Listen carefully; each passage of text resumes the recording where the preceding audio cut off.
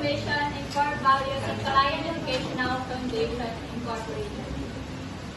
Our vision: established in 1973, the Kalayan Educational Foundation Incorporated envisioned itself as a premier institution operating in the Quezon region and beyond for its exemplary instruction, research-driven programs, and sustainable community extension services.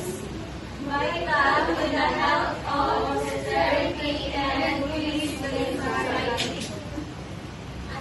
Our mission: it is the Kalayan Educational Foundation